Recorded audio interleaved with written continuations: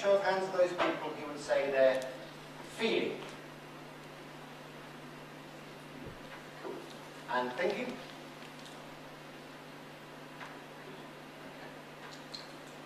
Okay. Give you a quick description of what's going on with thinking and feeling. I am thinking. On a Myers Briggs questionnaire, I score 100% thinking. I have no feelings whatsoever. I am cold, dark, and horrible inside. Which is not true, but I am 100% logical. And people who work for me, if you were to ask them, they'd say, well, he's feeling. This is because when I was like 21, I worked out in my mind that actually if I get this people bit right, then I'll get some really good results, which will be good for me and good for them, which is a very logical way of approaching people. So it's like they're in some special lab of mine, where I just work on the mind and all that kind of stuff. So that's quite a detached way of dealing with people. And this is what thinking is about. So if a thinking person had a problem with these three people, they might step inside the problem, weigh the pros and cons, step back outside, and make a detached decision. So it's cause and effect, all that kind of stuff, commerciality, detachment. Now a feeling person would step into a problem with these people and probably work within that with the people, so it's more about empathy with the people. Does that make sense? One's more detached, one's in there at the moment. And if we had more time, we'll talk about you driving along in a car on a country road to a barbecue, and teams of thinkers and teams of feelers, and there's a half-wounded deer blocking the road. What would you do? Team of thinkers, team of feelers. What do you think the thinkers do? Venison. Back in the car, barbecue. They'll have a good debate about whether to stop or not. And if they did stop, they would assess the deer from quite. They rarely use the word deer about the situation. What do you think the feelers did?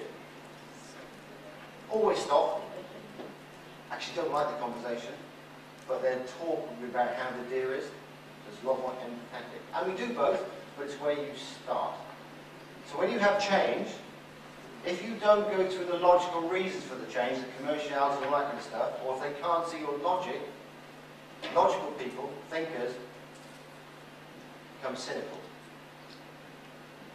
If you have change, and the people who work with you, who are feelers, can't see the values of your company and the business, they will become cynical.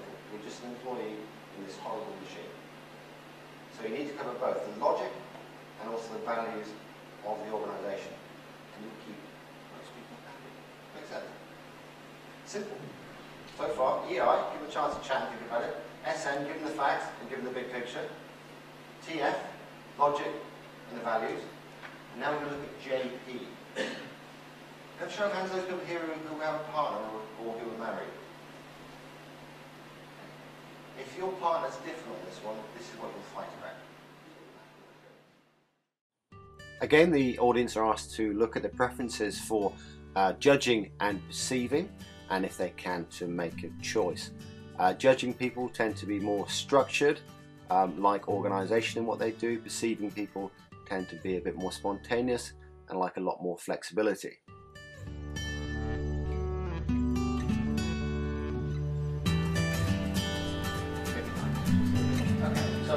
And those people aren't sure.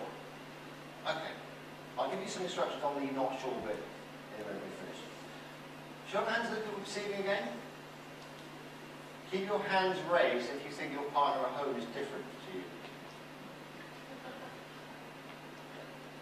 This is you're going to get it tonight when we go back. Not get here first. Okay. Let me give you a description of what's going on, which may help the people who are not sure, or may not help them, may confuse everyone.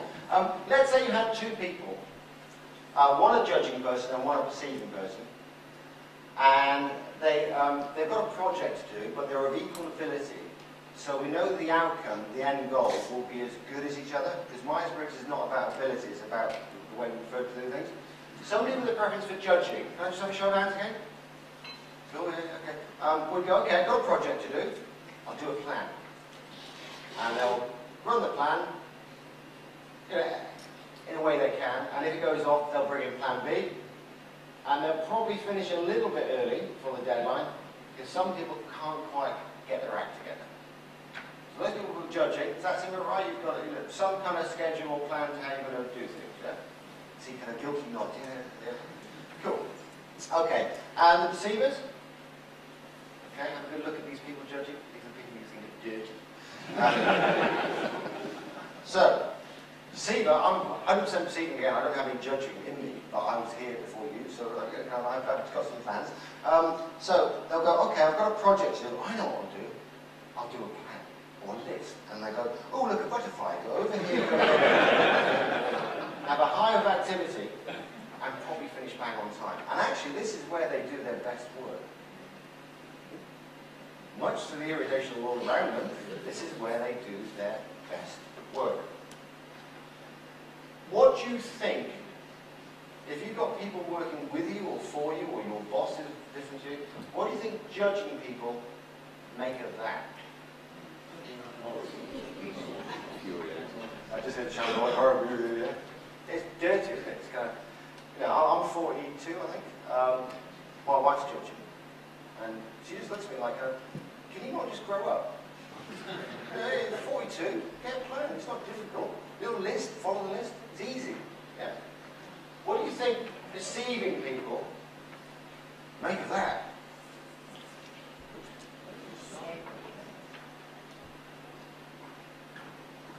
Get a life. Come on, you can't plan everything. The world is weird, wonderful, yeah? Go on holiday without knowing where you're going. Just give it a go, see what happens.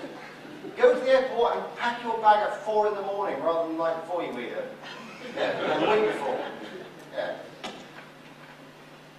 That's very different. And as my wife is judging, I'm deceiving, and one morning I'm going to wake up with a knife in my chest. I deserve it. Should have planned it there. Execution time here. So if you're deceiving, I'm guessing if your wife's judging, this is, or your other way around, this is where you might have the odd round out of it. In terms of change, produce a plan for what's going to happen, but give it some flexibility so you can accommodate both. This is what we're going to have, but these are the points of flexibility. Because judging people can decide too early, because it's in the plan. Decision there, decision there. Deceiving people can decide too late, because they go, I need to get all the information, and then I'll make a decision. Okay? So kind of give them a bit of both. Give them some structure, but give them some points of flexibility. And if you are a judging boss, and you have people working like this, as long as they deliver on time, give them the freedom to work a bit weirdly. Because if you do that and say you will work in a structured way, two things happen with deceivers. One, they comply, and they just become average, and don't get this best of it, or they leave. I can't work this like a straight jacket. Yeah. Deceivers, give them some structure, some time to update them now and again what's going on. Not difficult, just like me here, just kind of say, okay, I'm here on this, but so just give them something. Because when you don't allow that, you cause stress and tension. Does that make sense? Cool. Now, the time is... So, there we have my podcast on Myers Briggs. Originally I thought it'd be 4, but I decided to combine 2 of them together. The first one was on extroversion or introversion, the second on sensing and intuition, and the final one on thinking and feeling and judging and perceiving. If you've done Myers Briggs before, I hope you found this a useful reminder, straight recap. If you've not done Myers Briggs before, hopefully you should be able to follow what was going on and start having a guess at what your profile is. If you'd like me to come and work with you and your team, just drop me a line and I'll be more than happy to discuss how this fits into individual and team development. Until next time, take care. See ya.